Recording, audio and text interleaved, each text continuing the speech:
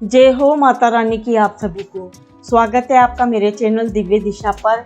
आज हम जानेंगे कि अष्टमी और नवमी को हम पूजा कैसे करेंगे, कैसे हम चौकी की साफ सफाई करेंगे और कैसे हम कन्याओं का पूजन करेंगे और कैसे माता रानी को भोग प्रसाद अर्पित करेंगे। तो आइए हम सरल विधि से जानते हैं। बिल्कुल सरल विधि मैं आपको बताऊंगी। जो भी हमने मालाएं, जो पुष्प है, वो मंदिर को हम अच्छे से साफ कर लेंगे। सावधानी पूर्वक कोई चीज़ों को हम इधर उधर छेड़ेंगे नहीं ज़्यादा।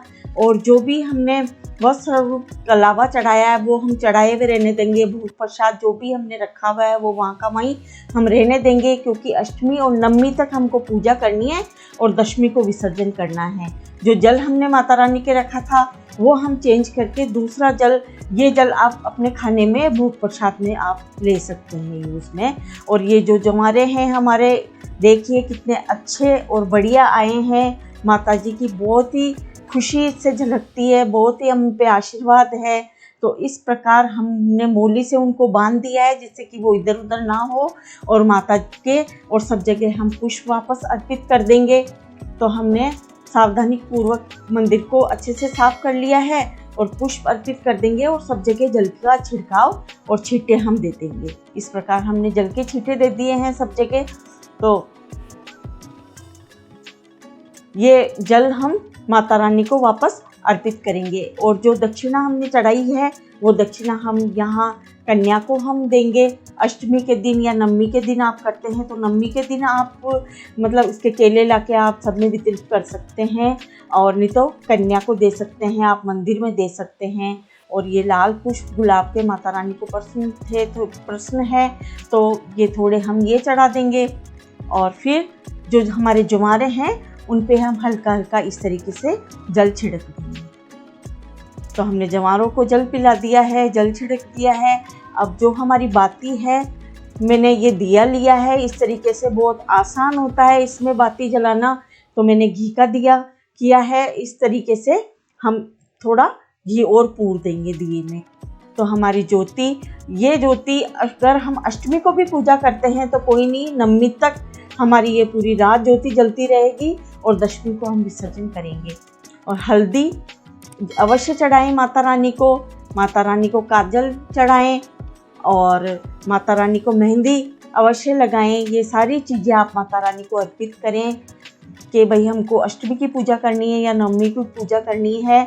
अगर आपके यहाँ पे अष्टमी की पूजा होती है और अष्टमी का ही विसर्जन होता है तो उस तरीके से आप कर सकते हैं, नहीं तो नवमी को अगर विसर्जन होता है तो वैसे, नहीं तो हमारे यहाँ दशमी को होता है, वैसे दशमी को ही शुभ रहता है करना। अब हमने सब जगह माता रानी के, गणेश जी के और जो नारियल हमने अखंड रखा है उसके और दिए के, सब जगह हम जो दुर्गा सप्तशती का हम पाठ करते हैं माँ दुर्गा के और जमारे के, सबके हम टीका लगा देंगे। तो हमने टीका लगा लिया है सब जगह और इस तरीके से हमने हमारी चौकी को व्यवस्थित कर लिया है पूरा। और फिर हम हवन करेंगे। तो एक छोटा सा घर में आप हवन अवश्य करें। जब माता रानी को हम भोग प्रसाद अर्पित करते हैं, भोग लगाते हैं, तो वो सीधा माता रानी को मिलता है। हवन रोज़ तो हम करते ही हैं, पर अगर आप रोज़ ना कर पाए तो अष्टमी को या नवमी को तो आप हवन ज़रूर करें। ये भोग प्रसाद मैंने बनाया है तो 9 पूड़ियाँ मैंने बनाई है और इसमें हलवा बना के रखा है पूड़ियों में इस तरीके से रख के। और हमने चने उबाल के हमारे लेते हैं बिना नमक वाले। आपके किस प्रकार लेते हैं वो कृपया करके मेरे को कमेंट में अवश्य बताएं। और इस तरीके से हम अग्नि में अर्पित करेंगे। जो हलवा, पूड़ी और जो चने हमने लिए हैं, ये हमारे यहाँ पे भैरू जी के नाम के चढ़ते हैं चने। भैरू जी को अति प्रिय है। तो अगर माता की आप पूजा करते हैं तो भैरू जी को भी आपको मनाना अति आवश्यक है। तो आप ये चने अवश्य चढ़ाएं माता रानी को भैरू जी के नाम के। तो हमने चने ले लिए हैं उबाल के, और कोई कोई तो इसमें तिल का तेल और तिल भी मिक्स करते हैं। अब हमने घी में 2 जोड़े लौंग के हम अर्पित कर देंगे अग्नि में माता का नाम लेके। और जो ये भोग प्रसाद हमने रखा था वो भी आप इसका बीड़ा बना के और आप अग्नि में समर्पित कर सकते हैं। तो ये मैं डेमो वीडियो करके आपको बता रही हूँ पूजा करके, जो मैं घर में कैसे मेरे पूजा करती हूँ। तो आप इस प्रकार करें और आप अपने पूर्वजों को, अपने बड़ों को देखें वो कैसे आपके घर में पूजा करते हैं, तो उस तरीके से आप अवश्य पूजा करें। नहीं तो आप, मैं बता रही हूँ उस तरीके से तो आप पूजा आपको करनी ही है। अब आप इस तरीके से 2 उंगलियों को और अंगूठे की सहायता से आप हवन में आहुति दें। ओम दुर्वे दुर्गाय नमः, ओम दुर्गाय नमः, जो भी इजी मंत्र आपको लगता है उसका स्मरण करते हुए, हे माता रानी आप हमारी रक्षा करना, हमारे बच्चों की, हमारे घर की आप रक्षा करना।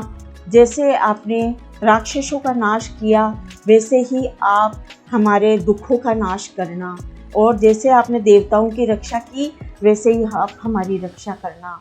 और ये केले हम भोग प्रसाद में अर्पित कर देंगे, फिर हम कन्या को बांट देंगे।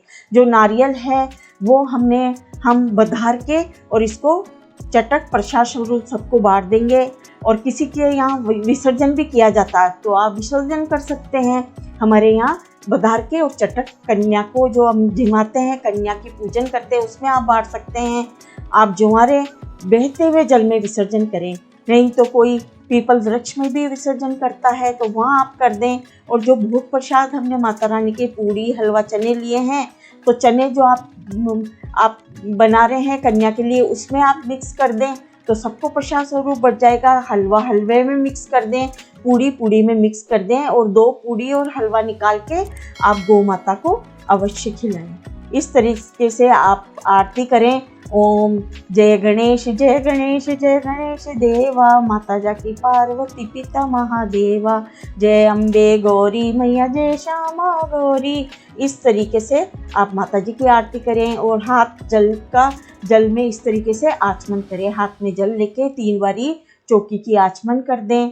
और इस तरीके से आपको ये मेरा अष्टमी और नवमी का जो चौकी हम जो कन्या पूजन करते हैं, उठाते हैं, उसका वीडियो पसंद आया हो तो कृपया मेरे चैनल को सब्सक्राइब करें, वीडियो को लाइक और शेयर करें और कमेंट करना ना भूलें बिल्कुल भी। माता रानी की जय आप अवश्य बोलें और माता से प्रार्थना करें कि हे माता, अगर आपकी पूजा में कोई कमी रह गई हो तो हमें क्षमा करें। जय हो माता रानी की, माँ दुर्गे की जय।